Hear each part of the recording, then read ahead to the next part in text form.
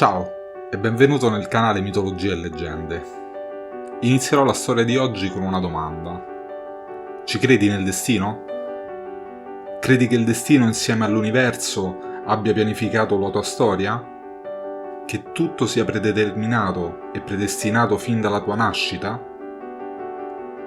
Ci sono momenti in cui le coincidenze sono così potenti che non sembrano più coincidenze. Ci sono momenti in cui ci si imbatte in eventi che sembrano troppo strani o troppo forti per essere semplici coincidenze.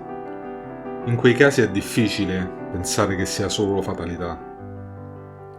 Forse nulla in questo mondo accade per caso.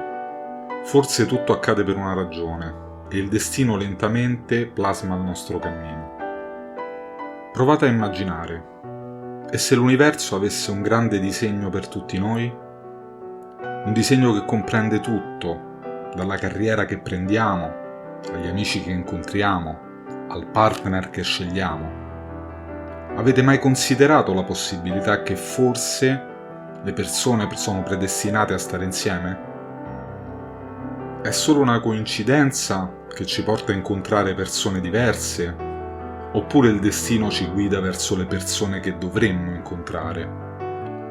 Un disegno perfetto, una serie di eventi all'apparenza casuali che ci conducono ad un percorso predestinato. Nella cultura orientale, le persone tengono in grande considerazione l'idea del destino e del fato e seguono ancora le usanze che sono state tramandate dai loro antenati. Avendo una cultura radicata nella spiritualità e nella religione, i paesi orientali, come il Giappone e la Cina, hanno molti miti e leggende con alla base idee spirituali ed eteree. Una di queste credenze, che ci porta dritti al tema di oggi, è la leggenda del filo rosso del destino.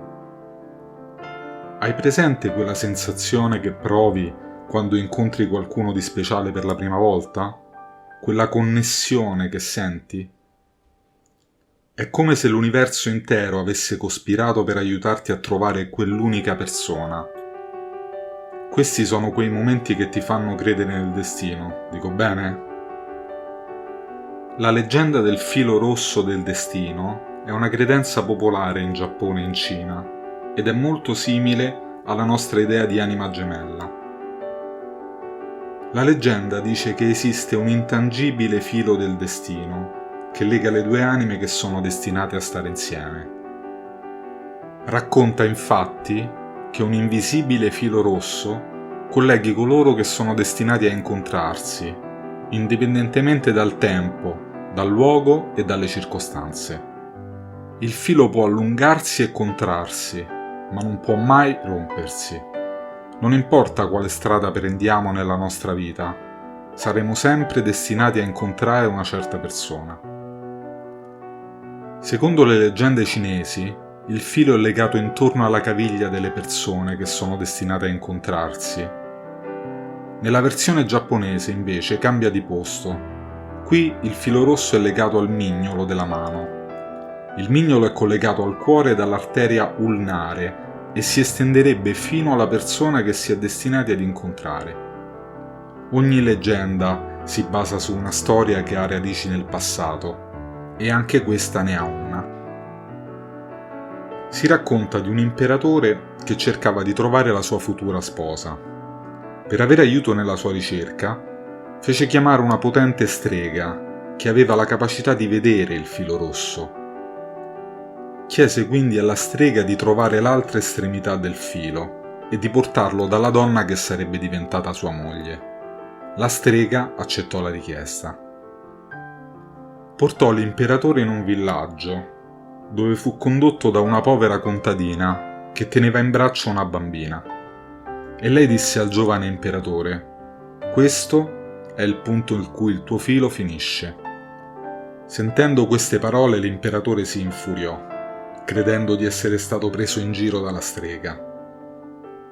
Andandosene sdegnato, urtò la contadina e la fece cadere, con il risultato che anche la bambina cadde e si procurò una ferita sulla fronte. L'imperatore ordinò che la strega fosse giustiziata. Passarono molti anni e quando arrivò il momento per l'imperatore di sposarsi, la sua corte gli consigliò di sposare la figlia di un generale molto potente. L'imperatore accettò la proposta e il matrimonio fu fissato.